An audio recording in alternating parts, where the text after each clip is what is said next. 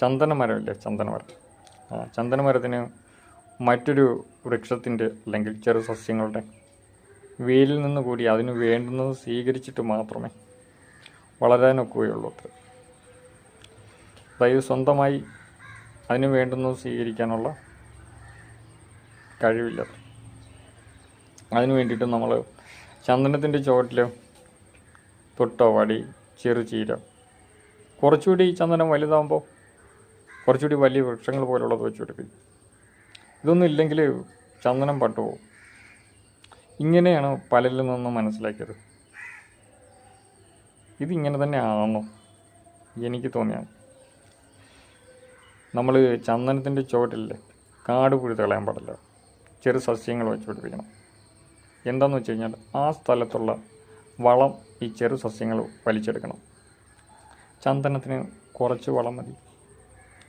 കുറച്ചുകൂടി ചന്ദനം വലുതാകുമ്പോൾ ചെറു സസ്യങ്ങൾ പറ്റത്തില്ല, അപ്പോൾ അതിൻ്റെ വേര് വ്യാപിക്കും. അപ്പോൾ കുറച്ചുകൂടി വലിയ വൃക്ഷം പോലുള്ളത് വെച്ച് പിടിപ്പിക്കണം. അതായത് കൂടുതൽ ഏരിയയിലുള്ള വളം പിടിച്ചെടുക്കണം. ചന്ദനത്തിന് കുറച്ചേ കിട്ടാവും. ചന്ദനം കുറച്ച് വളത്തിൽ വളർന്നു വരുന്ന ഇതാണ്. ചന്ദനം വളർന്നു വരുന്നത് കുറച്ച് വളത്തിലാണ്.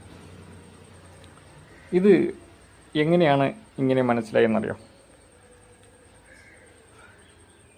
ഈ വീട്ടിൻ്റെ അടുത്തായിട്ട് കുറച്ച് ചന്ദനത്തിൻ്റെ തൈകൾ വാങ്ങി വെച്ചു. അതിൽ ഒരു ചന്ദനത്തിൻ്റെ മൂട്ടിൽ ഒരു പഴുത്ത ചക്ക വന്നു വീണിട്ട് അവിടെ കിടന്ന് അഴുകി. ആ ചന്ദനം പട്ടുപോയി. അതിനോട് അടുത്ത് നിന്നിരുന്ന ചന്ദനങ്ങളിലൊക്കെ പുഷ്ടിക്കുറവുമുണ്ട്.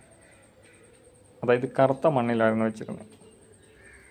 തൊട്ടടുത്തായിട്ട് കുറച്ച് മാറിയിട്ട് ഈ വാനം തോണ്ടിയിട്ട് എടുത്തിട്ട മണ്ണും കിണറ്റിൽ നിന്ന് കുഴിച്ച് എടുത്തിട്ട മണ്ണും ഒക്കെ ഉണ്ടായിരുന്നു, ചുമന്ന മണ്ണ്.